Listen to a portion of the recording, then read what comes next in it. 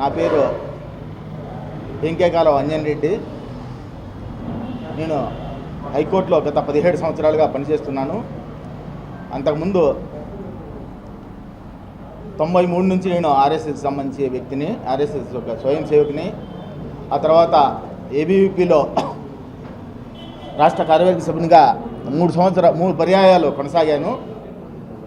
మీ అందరికీ తెలుసు, మనందరం కూడా గతంలో నేను విద్యార్థి పరిషత్ కార్యకర్తగా ఒక 5వ సంబంధించిన దాని వ్యక్తిగా పనిచేశాను. గత 30 సంవత్సరాలుగా నేను బీజేపీ పార్టీకి సింపథైజర్నే. అయితే బీజేపీ పార్టీలో నాకు ఇప్పుడు సభ్యత్వం లేదు. మా తమ్ముడు కూడా గత ఎలక్షన్స్లో బీజేపీ పార్టీని ధర్మవరం నియోజకవర్గం ఫోన్ చేశాడు. గౌరవ మంత్రివర్గగా ఉన్న సత్యకుమార్ గారు ధర్మవరం నియోజకవర్గం రాకముందు వరకు మా తమ్ముడే ధర్మవరం నియోజకవర్గానికి ఇన్ఛార్జ్గా ఉన్నారు. గతంలో మేము గత 30 సంవత్సరాల నుంచి కూడా మేము బీజేపీ పార్టీ కోసం పనిచేస్తున్నాము. గత 3-4 ఎలక్షన్స్ నుంచి కూడా మేము తెలుగుదేశం పార్టీ తరఫున కానీ బీజేపీ పార్టీ తరఫున కానీ ఏజెంట్లుగా మా సొంత ఊర్లో కూర్చొని మా నియోజకవర్గంలో మేము కూటమి ప్రభుత్వానికి గత ఎలక్షన్స్లో పనిచేశాము. మొన్న కూడా మా చిన్న తమ్ముడు తెలుగుదేశం పార్టీ తరఫున ఎంపీ తరఫున ఊర్లో ఏజెంట్ కూర్చున్నాడు. అంతకుముందు నేను ఏజెంట్ కూర్చున్నాను. గతంలో అనేక పర్యాలు మేము పనిచేశాము. మాకు బీజేపీ పార్టీకి అంటే విడదీయని అనుబంధం ఉన్నది. అయితే ఇటీవల మనకి ధర్మవరం నియోజకవర్గంలో సత్యకుమార్ గారు వచ్చిన తర్వాత, ఆయన గెలిచిన తర్వాత ధర్మవరం నియోజకవర్గంలో ఒక నాన్ లోకల్ వ్యక్తులని కర్నూలు నుంచి కానీ, చిత్తూరు నుంచి కానీ, మదనపల్లి, పొద్దుటూరు ఇట్లా ఏ ఊరు నుంచి అంటే ఆ ఊరు నుంచి తీసుకొచ్చి ఒక చదువు సంధ్య లేని వ్యక్తులు కొంత జనాన్ని, ఒక హరీష్ కుమార్ అనే వ్యక్తి కొంచెం చదువుకునే గతంలో ఏబీవీపీలో పనిచేసిన వ్యక్తే. ఆయన చెప్తే మిగతా వాళ్ళు ఒక చిన్న ఆయన దగ్గర డ్రైవర్లని ఇంకోటి అటెండర్లని పెట్టుకొని వాళ్ళందరి ద్వారా ధర్మంలో రౌడీజం చేస్తున్నారు. అదేవిధంగా సత్యకుమార్ అనే వ్యక్తికి సిద్ధాంతం కంటే కూడా డబ్బుల మీదే ఎక్కువ వ్యామోహం ఉంది. దీనికి నేను ఒక ఆయనతో విభేదించి గతంలో ఎలక్షన్స్లో నేను వ్యక్తిగతంగా పనిచేయలేదు. ఆయనకు సంబంధించిన ఒక మిత్రుడు కూడా నాకు పని చేయమని చెప్పి ఒక శ్రీరామనవమి రోజు పలానా పంచాయతీ ముందు మీ ఊరికి వస్తాము, నీతో మాట్లాడతామన్నా రావాల్సిన అవసరం లేదు, నేను పని చేయను మీకు అంటే మీ తరఫున నేను ప్రచారం చేయను, మా అంతా చేస్తాను, మీరైతే గెలుస్తారు, మీరు గెలిచినా ఏమైనా కూడా నేనైతే మీ దగ్గరికి రాను, మీకు పని చేయనని కూడా చెప్పాను. దీంతో మాకు అప్పటి నుంచి విభేదాలు ఉన్నాయి. నాకు సత్యకుమార్ కానీ ఆయనకు సంబంధించిన వ్యక్తులు కానీ. ఆయన ఈరోజు మీరెవరో తెలియదు అనే ఒక ఏదో డైవర్ట్ పాలిటిక్స్ మాదిరిగా తెలియదు, మైండ్ ఏదో మాట్లాడుతున్నాడు. దానికి సంబంధించి నిన్న విలేకరులందరినీ కూడా అదే మాట ఆయన మాట్లాడాడు. నాకు గతంలో ఒక కొన్ని రోజుల నుంచి కూడా ఈయన ఎవరైతే ఉన్నారో సత్యకుమారు ఆయన అనుచర వర్గం నుంచి విపరీతమైన థ్రెట్స్ వస్తున్నాయి. అయినా కూడా నేను లెక్క చేయడం లేదు. మొన్న 19వ తేదీ నేను ధర్మవరం ఆసుపత్రిలో మా అన్నకి ఏదో హెల్ప్ చేయడానికి నేను వెళ్ళాను, కొంచెం రమ్మని. ఆ రోజు ఉదయమే నేను హైదరాబాద్ నుంచి వచ్చి హైదరాబాద్ ట్రైన్ దిగి ఇంటికి కానీ పోకుండా మా ఆయన రమ్మన్నందువలన హాస్పిటల్కి వెళ్ళాను. ఆ టైంలో అక్కడ ఒక వ్యక్తి గంగలకుంట గోపాల్ రెడ్డి అనే గతంలో బీజేపీ పార్టీకి ధర్మవరం నియోజకవర్గానికి కూడా ఇన్ఛార్జ్గా ఉన్న వ్యక్తి, ఆయన మాకు పరిచయము. ఆయన వచ్చేసి మా కాంట్రాక్ట్ వర్కులు చేశారు, నాకు బిల్లులు చేయలేదు, నువ్వు సూపరింటెండెంట్కి చెప్పు అని చెప్పేసి చెప్పడంతో సరేలేనా. అంతలోనే ఆయనకు సంబంధించిన వ్యక్తులు వచ్చారు, సూపరింటెండెంట్తో కూడా మాట్లాడాడు. ఆయన గొడవపడి ఇంజనీర్ ద్వారా నేను చెప్పిస్తానని చెప్పి ఆయన వెళ్ళిపోయాడు కోపంగా బయటికి. ఆ తర్వాత సూపరింటెండెంట్ గారితో వెళ్ళి ఏం జరిగింది సార్, ఏం విషయము అని అడిగితే, సార్ కొన్ని వర్కులు ఇంకా పెండింగ్ ఉన్నాయి, రాండి సార్ మీకు గాలని చూపిస్తాను, మీరు చెప్తారు అని చెప్పి తీసుకొని మేము అక్కడ ఏదైతే ఓపీ అవుట్ పేషెంట్ విభాగం దగ్గర బయట హాస్పిటల్ దగ్గర అవుట్ పేషెంట్ విభాగం ఉంటుంది కదండి లోపల కంపెనీలో, అక్కడ వెళ్ళి ఆ వర్క్ ఏదైతే జరిగిందో అది పెండింగ్ ఉందని చెప్పి సూపరింటెండెంట్ గారు వర్క్ ఏదైతే చూపిస్తున్నారో ఆ వర్క్ చూస్తానేమో. అదే టైంలో అక్కడ హరీష్ ఆయనకు సంబంధించిన వ్యక్తులందరూ అక్కడికి వచ్చారు. వాళ్ళకి మనకు కొంచెం అంటే సరిపోదు కాబట్టి నేను మొహం తప్పించుకొని పక్కకు వచ్చే ప్రయత్నం చేశాను. ఆ సమయంలో ప్రవీణ్ అనే వ్యక్తి, అన్న నువ్వు అంజన్ రెడ్డి కదా పరిచయం చేసుకుని నా దగ్గరికి వచ్చేసి అన్నాడు, అవును బాబు నేను ఎవరు నిన్ను గుర్తుపట్టలేదు అని. అన్న నా పేరు ప్రవీణ్ కుమార్ యాదవ్ అని. ఏ ఊరు నిన్ను చూడలేదు, గుర్తుకు రాలేదని నేను. ఆయన అన్న నాది కర్నూలు అయితే నాకు చాలా రోజులు లేదు కదమ్మా, గుర్తుపట్టలేదు, అందులో నువ్వు అద్దాలు పెట్టి గిఫ్ట్ ఆకు అన్నావు, నేను గుర్తుపట్టలేదు అని నేను. ఆ పరిచయం చేసుకునే వ్యక్తి మాకు కొంచెం దూరంగా ఉండే వ్యక్తి దగ్గరికి వచ్చేసి వెంటనే నా భుజం మీద చేసి గట్టిగా పట్టుకొని నా ఫోన్ లాక్కొని గబాని నా తల మీద దాడి చేశాడు. ఆ టైంలో నేను వెంటనే ఆయన నుంచి తప్పించుకోవడానికి వెనక్కి పక్కకి వెళ్ళాను. వాళ్ళు కొడతారని నేను అనుకోలేదు. అప్పుడు హరీష్ సూపరింటెండెంట్ అక్కడ పక్కన దగ్గర వెళ్ళినా వెంటనే ఇంకో వ్యక్తి వచ్చి నన్ను మొహం మీద అక్కడ ఇక్కడ కొట్టారు. నేను పడిపోయాను, నా రక్తం కారింది. మిగతా వాళ్ళు ఉడికి వచ్చేసి వాళ్ళు ఇష్టానుసారం కొద్దీ నన్ను కొట్టడం జరిగింది. అయినప్పుడు కూడా నేను అక్కడ ఓపీ దగ్గర అక్కడ ఉన్న వ్యక్తులు వచ్చేసి తీసుకొని వచ్చి ఇమీడియట్గా ఎమర్జెన్సీ దానికి తీసుకొని వచ్చి నా ట్రీట్మెంట్ చేసే ప్రయత్నం చేశారు. ఆ తర్వాత నా ఫోన్ లాక్కెళ్ళారు, నాకు ఇమ్మని ఒకటికి ఇవ్వడం లేదు. దీనిపైన నిన్న మంత్రి గారు మన మిత్రుడు విలేకరులు అడిగితే ఆయన చెప్పిన మాటలు ఏమంటే నేను ఒక వ్యక్తిని కులం పేరుతో దూషించినానని చెప్తున్నాడు. నేను ఎవరైతే కులం పేరుతో దూషించినాడని చెప్తున్నాడో ఆ వ్యక్తి కానీ, లేదంటే మంత్రి గారు కానీ ఆ వ్యక్తిని తీసుకొని వచ్చినా కూడా ధర్మవరంలో దుర్గమ్మ గుడి, చెన్నమ్మ గుడి, చెన్నకేశ్వర స్వామి గుడి, మరి లేదంటే ఇంక ఎక్కడైనా గుళ్ళకి రండి, నేను ప్రమాణం చేస్తా. మీరు ప్రమాణం చేస్తారా నేను దూషించినానని? నేను దూషించలేదని చెప్తా. ఆ వ్యక్తినే కాదు, నా మీద నన్ను ఎవరైతే కంప్లైంట్ ఇచ్చారో ఆ వ్యక్తిని కాదు, నా జీవితంలో ఏ వ్యక్తిని కూడా నేను కులం పేరుతో దూషించడం కానీ అవమానపరచడం కానీ చేయలేదు. దీనికి నేను ఎప్పుడైనా కూడా ఎక్కడైనా కూడా ప్రమాణం చేసి నేను చెప్తానని చెప్తున్నాను. మీరు దానికి సిద్ధంగా ఉన్నారా? దీనికి లేదంటే నువ్వు ఆరోగ్య శాఖ మంత్రివి కదా, ధర్మానం హాస్పిటల్లో గలాడ జరిగిందంటున్నావు. హాస్పిటల్ అనేది సీసీటీవీ సర్వైలెన్స్లో ఉంది, తీసుకొచ్చి నువ్వు బయటికి పెట్టి నేను తిట్టినానని చెప్పేసి ఏ వ్యక్తి నన్ను గొడవ పడినట్లుగానే అక్కడ నేను తిట్టలేదని చెప్తే నువ్వు ధర్మవరం శాసనసభ్యునిగా నువ్వు రాజీనామా చేస్తావని చెప్పి సత్యకుమార్ గారికి సందర్భంగా సవాల్ చేస్తున్నాను. లేదు, నేను తిట్టినానని చెప్పి నిరూపణ అయితే నేను ధర్మవరం నియోజకవర్గంలోకి మా సొంతూరైనా అడుగు పెట్టను. మీరు ఏం చెప్తే దానికి శిక్షకు నేను సిద్ధంగా ఉంటానని చెప్పి సత్యకుమార్ గారికి నేను ఈ సందర్భంగా తెలియజేస్తున్నా. అదేవిధంగా ఆయన ఇంకో విషయం చెప్తున్నాను. ధర్మవరం నియోజకవర్గంలో యొక్క ఏదైతే ఆర్టికల్ 19(1)A ప్రకారం మనకు రాజ్యాంగం కల్పించిన ఒక ఫండమెంటల్ రైట్ ప్రకారం వాక్ స్వాతంత్రం ఉందో దాని ప్రకారం ఎవరైతే ఫేస్బుక్లో దీంట్లో ప్రశ్నిస్తారో లేదంటే డైరెక్ట్గా అడుగుతారో వాళ్ళందరి మీద దాడి చేసే పరిస్థితి ఉంది.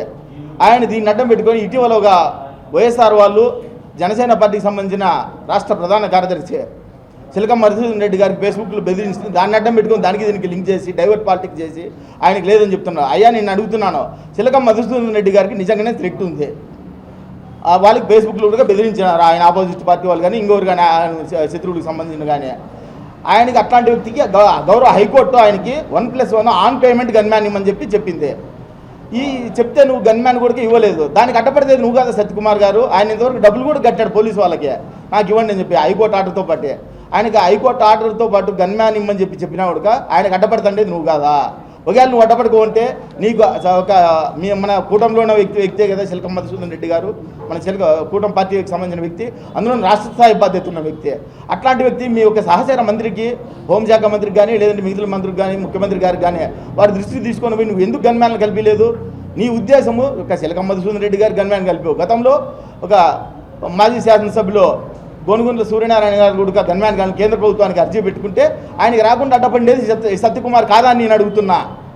ఎందుకంటే నీకు వీళ్ళంతా వస్తే నీకు రేపొద్దున్నే అడ్డం అవుతుందని చెప్పి ఉద్దేశంతో ఇలాగ చేస్తున్నావు అని చెప్తున్నా. అదే సమయంలో నువ్వు వైఎస్ఆర్ పార్టీకి సంబంధించిన కేతిరెడ్డి వెంకటరామరెడ్డి గారికి గన్మ్యాన్ కల్పించడానికి కూడా నువ్వే ఆయన శాసనసభ సభ్యత్వం కాలం పూర్తి అయిన తర్వాత కూడా నువ్వు ఈ రోజు కూడా ఆయన గన్మ్యాన్ కల్పిస్తున్నావు. దానికి హెల్ప్ చేస్తున్నది నువ్వు కాదా అని చెప్పి సత్యకుమార్ గారిని అడుగుతున్నాను నేను. అదేవిధంగా ఆయన ఇంకో మాట కూడా చెప్తున్నాడు, నా కొందరు మానసిక స్థితి సరిగ్గా లేదు అని చెప్పేసి. అయ్యా నేను ఫేస్బుక్లో నేను పెట్టాను ఏమని, నువ్వు ఎలక్షన్ కమిషన్కి ఏమన్నప్పుడు ఇచ్చావండి సత్యకుమార్ గారు మీరు? ఇదో ఈ ఎలక్షన్ కమిషన్కి సత్యకుమార్ గారు ఇచ్చిన అఫిడవిట్ ఇదే. ఈరోజు మనము ఎవరైనా కానీ పబ్లిక్ ఎవరైనా కానీ ఒక ఎలక్షన్ కమిషన్కి సంబంధించిన సైట్లో ఎవరైనా కూడా అందరి అఫిడవిట్లు చూసుకోవచ్చు. దీంట్లో ఆయన ఏమని ఇచ్చాడు,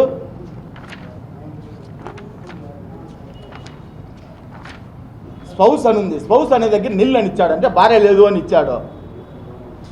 ఆ భార్య లేదు అని అఫిడవిట్ ఇచ్చిన వ్యక్తి ఇవన్నీ చూడండి, ఇవన్నీ ఫేస్బుక్లోను పత్రికల్లోనూ అన్నీ వచ్చినాయి. ఇవే త్రివేణి అనే వ్యక్తి అనే ఒక మహిళ యొక్క వచ్చేసి ధర్మవరంలో నేను ఆయన భార్య అని చెప్పి గతంలో ప్రచారం చేసింది, ఇప్పుడు కూడా తిరుగుతున్నది ఇదే.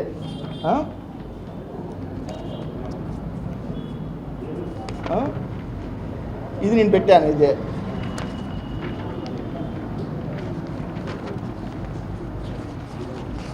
ఆ యొక్క తిరుగుతుంది, మన పత్రికల్లో అన్నీ కూడా వచ్చింది, పత్రికలకి తెలుసు. అట్లాంటి వ్యక్తి నేను ఆ యొక్క అంత మంచి వ్యక్తి చూస్తానే మహాలక్ష్మి లాగా ఉంది, నువ్వు నాకు భార్య లేదు అని చెప్పేసి ఆయన ఇంతవరకు నా భార్య అని చెప్పి చెప్పలేని పరిస్థితి ఉంది. అంటే ఇది ఒక మహిళగా ఆ యొక్క నువ్వు అవమానించినట్లు కదా.